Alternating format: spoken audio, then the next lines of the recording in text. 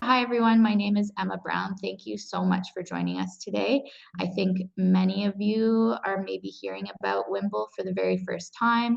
So I'm excited to share with you what we're up to. And I've also compiled quite a bit of information on navigating the next steps around home care if you are new or thinking about what next steps look like, either for yourself or for a loved one. So yeah, just a quick agenda. Well, oh, there we go. A quick agenda for our session today. So I've added a little bit of context at the beginning about why I'm involved in this space.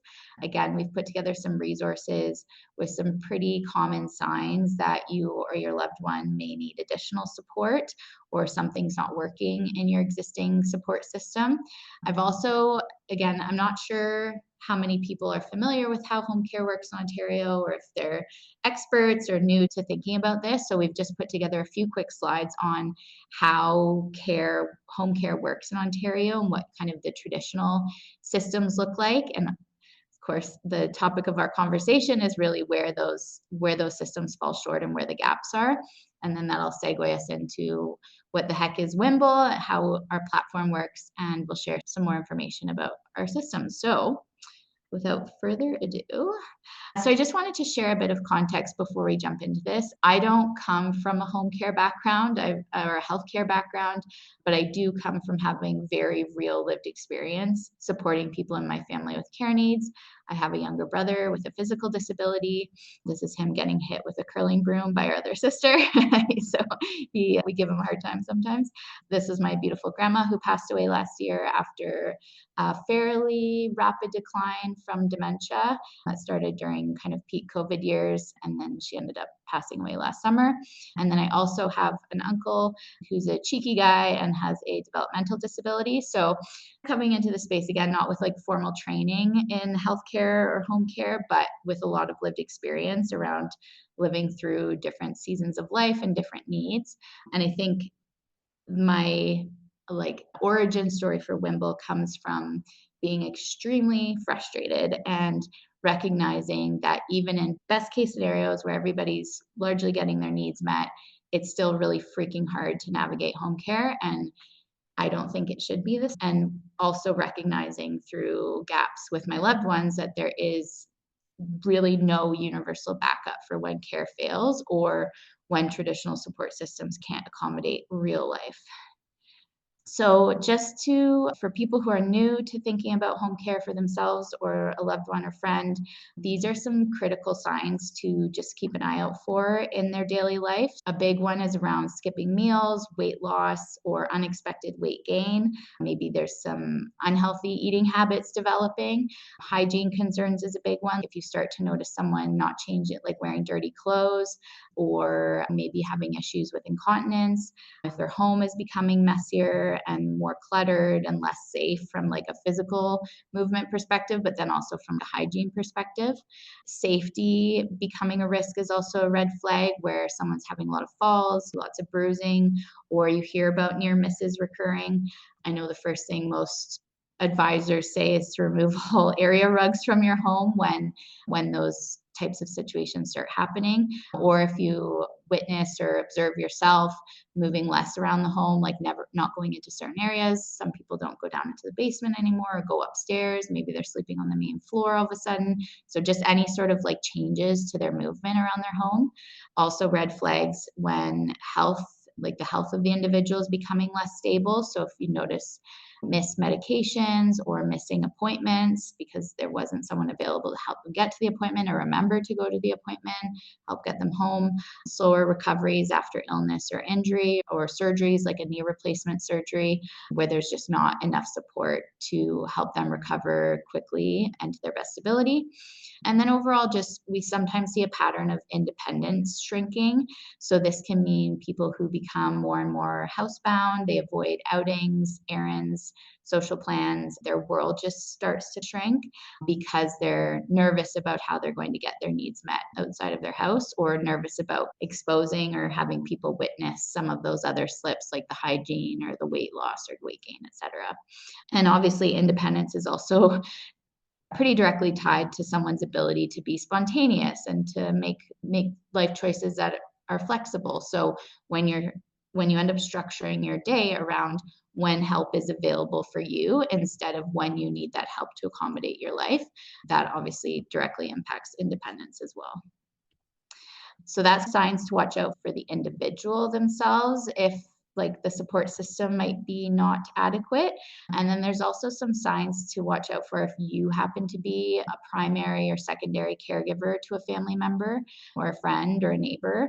So if you find yourself becoming the backup plan, and the signs obviously here are like you're filling more gaps, you're stepping in way more often than you planned or anticipated, you're starting to rearrange your schedule to cover someone's care, and you find yourself becoming the default backup. If your life is shrinking and being compressed, so you find yourself missing work, missing out on social plans, not having any downtime, and just that kind of constant, I think one of our social media ads recently spoke to the eldest daughter responsibility of that constant background noise of like coordination, check-ins, reminders, and feeling like you're always on call to respond because you're the one that's being depended upon.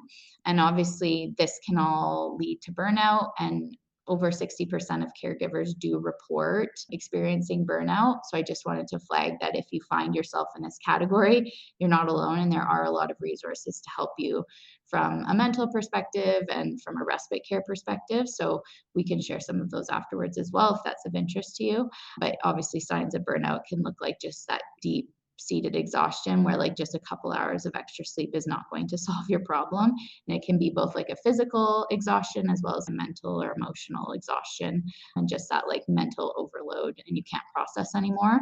If you find yourself getting irritable, frustrated, feel guilty all the time that you're not doing enough even though you have nothing left to give, and obviously if you find yourself losing interest in your own life, your own hobbies, your own activities, that's not ideal for anyone. It's not good for you, it's not good for the person you're supporting. So definitely please check out resources if you find yourself in this category, and we're happy to share some if you need help. Okay, so those are some signs that if you haven't already started receiving or coordinating home care for yourself or a loved one, those are definitely some signs to watch out for and signs that I've witnessed with my own family members. And then again, if you are new to this space, this is just a very kind of overwhelming, but hopefully simplified overview of the different paths to home care available to you in Ontario. So we do have a publicly funded home care system, and that's administered through Ontario Health at Home.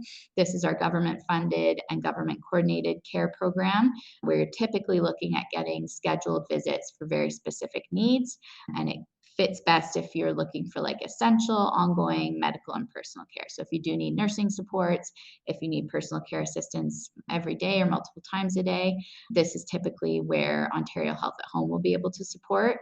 I believe for the most part, they contract out your shifts or your care to one of the approved home care agencies in the province.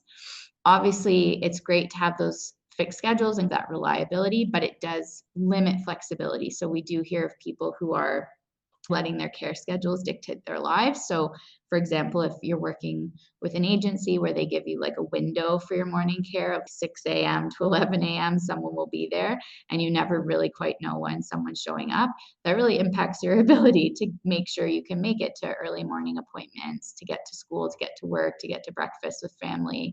Again, it really contributes to that shrinkage of your life. And then with the publicly funded home care, it is dictated by a care plan that's developed with the individual and I believe a medical team.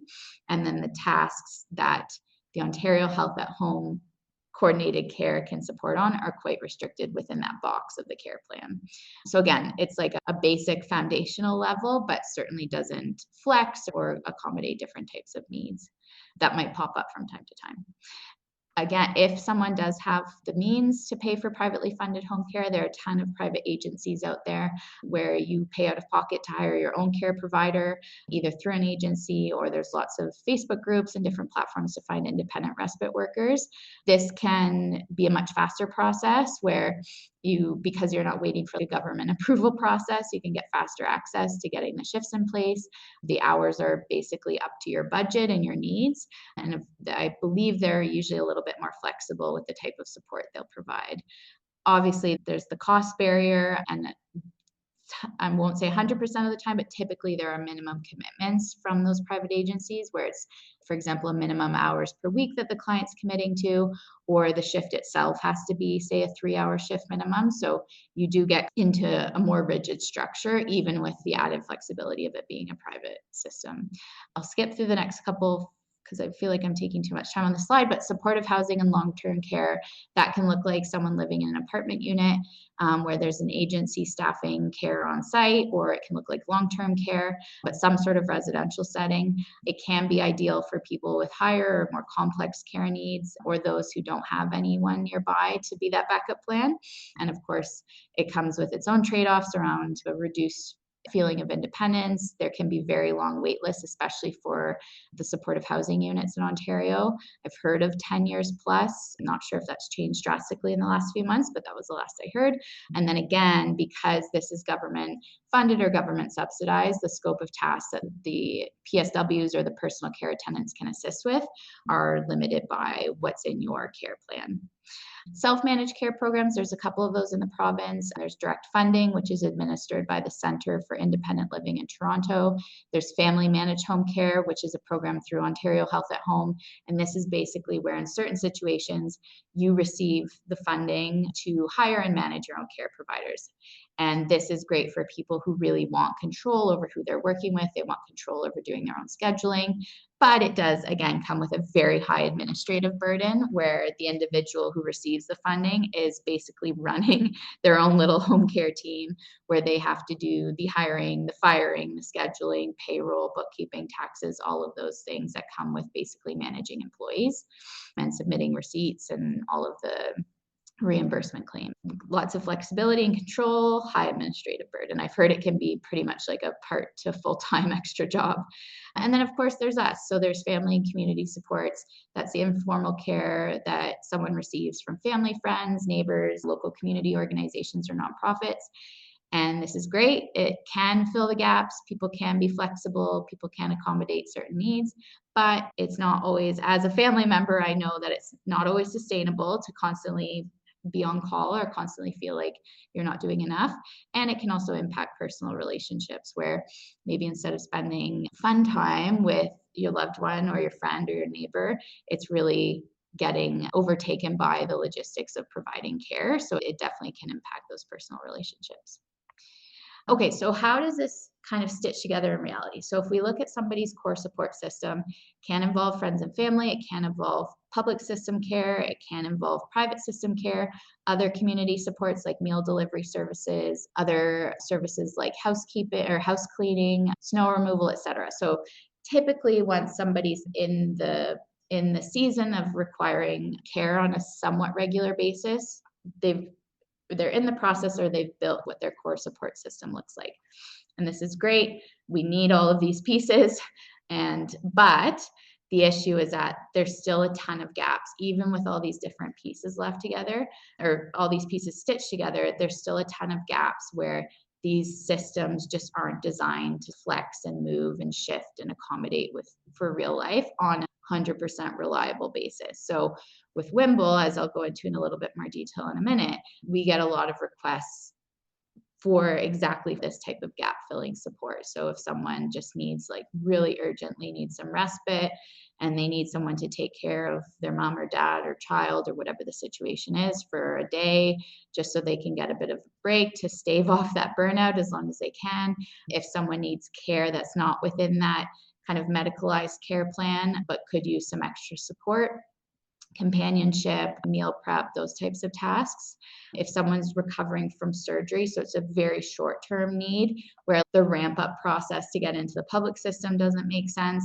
The private system's looking for kind of a recurring minimum commitment type contract, and it's hard to find those short-term, just help with the specific situation and then move on, and hopefully you've recovered smoothly. So there's so many different little gaps that we hear about and that we experience trying to help fill with Whimble that still exists, even though we do have a fairly robust home care infrastructure in the province. So I think the big takeaway is that even if you feel like your needs are 100% being met, it may be working and that's great. But the big question is what happens when it fails? What happens when one of these gaps comes up, or what happens when all of a sudden the primary caregiver has experienced their own health crisis or is sick or is suddenly unavailable. What's your backup plan? What's your plan B? So this is where Whimble comes in. So our vision with Whimble, our big high level lofty vision, is to create a world where care needs never limit human potential. So this means we don't want anybody's life being shrunk or being compressed or being impacted by having to work around their care. We see a world where care really flex with the person through the different seasons of life, through the different types of needs, through the different types of interests or activities that someone wants to do. We want care to follow the person and envelop them rather than the person's life being dictated by a traditional, more rigid system. So ultimately, our mission is to enable anyone, anywhere to access and receive dignified care through a global tech-enabled platform. So these are our big picture guiding principles. So what is Whimble? So the way we see ourselves is as the missing layer in the home care system. So we are providing flexible on-demand care when and where, so you don't have to be at home or at a specific location, but wherever you need it. So we fill gaps with on-demand support. So when scheduled care falls through or when there's planned need, like a primary caregiver going on vacation for a couple weeks and needing to be backfilled. We provide flat, fast, and flexible shifts, so we have no minimum notice period. So we do experience a lot, or we do receive a lot of requests from individuals who maybe are struggling with incontinence, so they're having bowel or bladder accidents, and that's not something that you really want to wait until your next scheduled shift 12 or 24 hours later to resolve. So we can try to support in those situations where you need someone ASAP to help you take a shower, get cleaned up, and get your day back on track. Or if you get really last minute cancellations from your other, like your routine agency, or a family member is suddenly not available to assist with something you were planning on, we're really just trying to offer this safety net so that care is dependable and again works around your life and doesn't control it. I'll explain a little bit now actually. So in terms of our caregivers, so our platform, you can think of it functioning a lot like an Uber. On one side, instead of having people looking for rides, you have people looking for care. And then on the other side, instead of having drivers with a car, you have personal support workers or personal care attendants who are looking for shifts to provide care. So they might be people who have a full-time job and are looking for supplemental income. They might be nursing students or university students who are trained in providing care and are just looking for a flexible part-time job.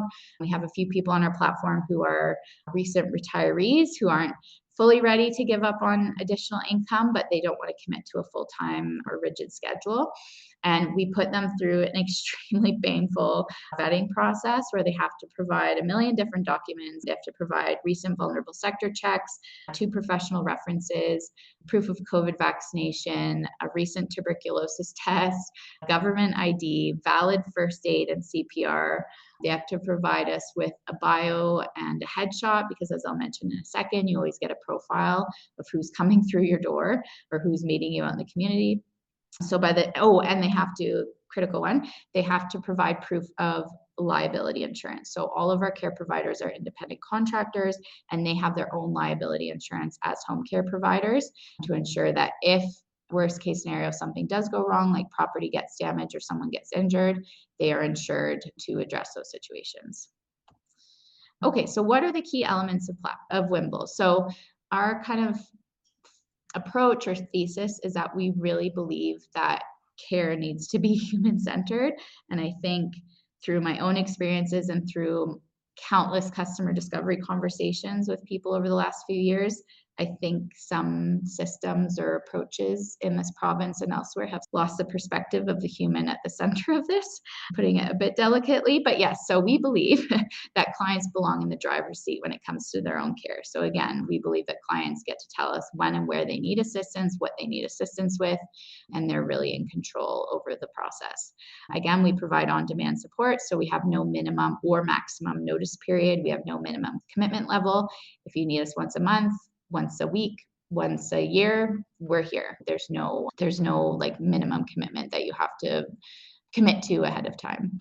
Again, we provide extremely thoroughly vetted care providers, and after they've gone through that vetting process, we also have very rigorous feedback loops. So if somebody is on the platform providing care and they're not meeting our standards or meeting clients' expectations, if they're struggling with the principles of client-directed care, or they're struggling with punctuality or any of the other kind of situations that might arise, and they're just not a good fit for Whimble, we have a very clear termination clause in the independent contractor agreement to just say, it's not a good fit. Thank you for giving this a try. Have a nice life. So we have a little bit more flexibility than maybe a traditional agency that employs workers and has a few more hoops to jump through if a certain individual is not working out. We are very clear about our expectations for the care providers.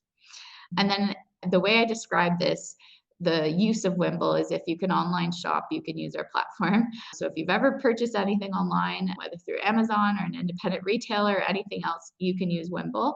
And if you can't online shop or you've never done it before, we will help you figure this out. I don't want you to think you have to be an online shopper to use the platform, but that's the simplest analogy. And we're always here to help. We have live customer support 7 days a week from 7 a.m. to 11 p.m. So if there's an issue accessing the booking platform, we will help you figure out another solution. Okay, so what's the actual process to use Whimble? So we have a two-step onboarding process. So there is a fairly detailed intake form to complete to just help us get to know you, your preferences in terms of the gender of the care provider, if you have any pets, if you have any allergies, if you have any specialized equipment that a care provider would have to be familiar with, if you're expecting this person to assist with meal prep, if you have any dietary restrictions or certain meal preparation requirements. This is a chance for us to start building out your client profile to do the best possible matching. And then there is an in-person home visit. So this is still part of our trust building exercises. So we do come in person, face-to-face in your home, and it's a very quick 20 to 30-minute visit typically, where we review your intake form responses. We take a look around to check out if you do have any equipment that we need to note. If you have a shower chair and you cut the seatbelt off because it was annoying, that's fine. That's your prerogative. We just want to note it so that an attendant coming in isn't, whoa, the shower chair is broken. I can't use this. So we always just want to make sure there's as much communication as possible between the two sides. During the home visit, we'll also show you exactly how to place a request, and we'll send videos, demo videos afterwards so that there's no confusion. And it's just a chance for you to also ask any questions or address any final concerns you might have about using Whimble. Once that home visit is complete, then you have access to it. So we're basically there when you need us. If you want to place, again, a 1 hour request once a year, or if you want to set up recurring shifts and find a preferred care provider to work with on an ongoing basis, or anything in between, we're there for you. And I should mention as well, I didn't highlight this on the gaps page, but we also assist with travel. So if you or a loved one is looking to travel, we've had some last minute situations come up. For example, if there's a funeral, a death in the family, and the funeral's in a few days, that doesn't give a lot of time to prepare travel plans. So if somebody wants to travel to attend any sort of like life celebration, we can assist with that, where the care provider can meet you at your home, help you on the train or the plane or whatever your trip looks like, provide care at your destination, and then help you get home safely. So we can also provide more information on that if that's of interest. And then again, any type of request that comes through our platform, we always try to ensure that any of the care providers picking up the shifts are consenting to and aware of what's going to be required out of the shift. So if one day you submit a request for basic morning care, so help getting out of bed, taking a shower, getting dressed, and then the next day you submit a request because you need help deep cleaning your fridge and doing a fridge clean out, those might be two very different people. So we want to make sure that based on the tasks you need assistance with and based on the time of day, location, etc., we're getting you the best possible match. And of course, based on any sort of filter criteria, like if it's male providers only, female only. If you have a large dog, we're not going to send somebody who's scared of dogs and is going to disrupt the care. Yeah, we're just always taking into consideration all those different factors. And then again, I mentioned this earlier, but we do have a very continuous feedback loop where we're always asking after shifts for feedback from clients and care providers to find out more about their experience with the platform, if there's anything we can improve, and also to get specific feedback on that shift. So this is what allows us to really quickly address any issues if the care quality is not there, or there's punctuality concerns or communication issues or anything coming up. It gets flagged immediately in the feedback loop and we can address it. So again, if you can online shop, you can use Whimble. This is our online platform. So it's again up to you to tell us what you need, where you need it, when you need it. Our form, which you get access to once you finish the onboarding process, allows you to check off the types of tasks you need assistance with. You can describe anything else that you help with that might be out of the norm in terms of home care. So, for example, some personal support workers do not do deep cleaning. That's out of their job description and they don't like doing it, which is fine. But if you're expecting someone to come help, again, do a fridge clean out or scrub your baseboards or do like a spring clean of your floors, if you have a mobility device and your floors have been destroyed by salt and gravel tracking in all winter, specify this up front and we'll find you someone who's totally okay with that type of task. Again, pet care, like if you're expecting someone to walk your dog or clean a cat litter, if you have any sort of non-routine or non-typical equipment or care needs that someone might need to be familiar with. If you're expecting someone to cut nails, again, anything that kind of falls outside of the typical type of home care shift, just note it here and then we'll make sure whoever picks up that shift is on board with assisting you. What we don't want to happen is someone to show up and be like, oh, I didn't know you were expecting deep cleaning. I don't do that. And then your needs don't get met and the care provider loses a shift. So it just doesn't work out for anyone that way. So we try to ensure up front that we have as much communication as possible around the expectations. Again, we will meet you where you're at. So if you're at home, that's great. We have that on file. That's simple. If you're out in the community, if you're at a restaurant, if you're at a music festival, if you're at a hockey game, if you're at the mall, I'm trying to think, if you're at school, if you're at work, wherever you are, if you're at volunteering, wherever you are, just give us the address of where you are, where the attendant is expected to meet you, and we'll send them your way. And then last but not least, this is where you can request the actual shift date and time. So again, you're in control. You tell us when you need us, and we will do our very best to find someone for that exact window. You're not getting like these wide ranges. You're typically not getting these wide ranges of someone will be there between 8 p.m. and midnight. If you say you want someone at 11 p.m., we will do our best to find someone for that time. Sometimes to fit in schedules, we do a little bit of wiggling, but we will always ask you first, being like, oh, this person's available at 10:30 instead of 10. Is that okay? So we'll always try to communicate as much as possible with you to make sure that any time changes are okay on your end. And if they're not, you just tell us and we keep looking for someone who can fit your exact needs. That's totally fine. So then once you've told us what's expected out of the shift, you let us know instead of buying 3 red t-shirts, you're buying 3 hours of time, add to cart, checkout. The request gets submitted to our system and then we work on finding somebody who can meet your needs. And it's as simple as that. I've made these extremely professional, high quality map illustrations to show our current coverage area. Obviously, it's not like a precise boundary. If somebody's out in Halton Hills looking for an 8-hour shift and it means it's worth it for a care provider to drive a little bit further out of our zone, that's totally fine, versus someone who might be like in more central Toronto who's looking for 1 to 2 hours, we could definitely fill that. So this is the general coverage area right now in the GTA. So if anyone's having trouble seeing my beautiful map, it's basically from like Scarborough, Pickering boundary to Mississauga, Oakville boundary, and then north Vaughan, Richmond Hill, Brampton area. So again, not a precise boundary. It's not if you're 500 meters out of this, we're going to deny service, but just to give you a rough idea of where the bulk of our attendants are populated to give us the best chance of filling your shifts. Same thing, another beautiful map for the greater Ottawa area. So we go out to Orleans in the east, Canada, Stittsville in the west, and then south to like Greeley, Manotick, Barrhaven direction. So again, not an exact very well-defined boundary, but just to give you an idea of where we have the best chance of filling shifts right now. And then as a marketplace, our goal is to continue expanding as much as we can within Ontario and down the road globally. So as we get more demand from individuals outside of these areas, it helps us know where to launch our platform next. So we do have a waiting list on our site. If you're outside of this bubble by a lot, make sure to join our waiting list so we know there's somebody in Kitchener, Waterloo, or there's someone in Hamilton or someone in Calgary who wants to get on the platform, and then it helps us figure out what to prioritize city-wise.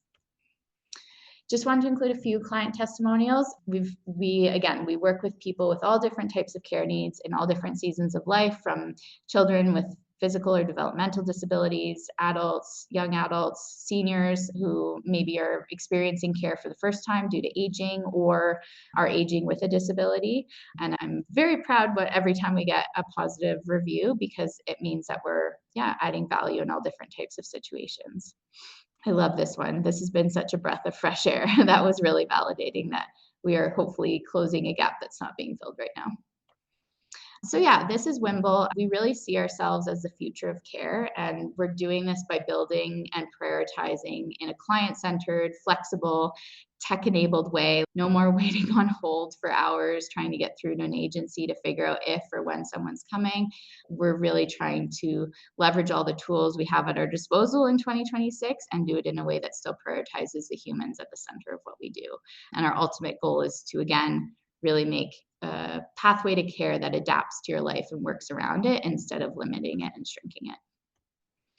Okay, so in terms of next steps, I'll do this quickly, but just in case anybody is within our service area and would like to get started right away, there's a QR code on the screen you can scan. So the first step is to sign up, complete the intake form. As soon as we receive the intake form, we'll reach out to book your home visit, and then that's it. We're here when and where you need us.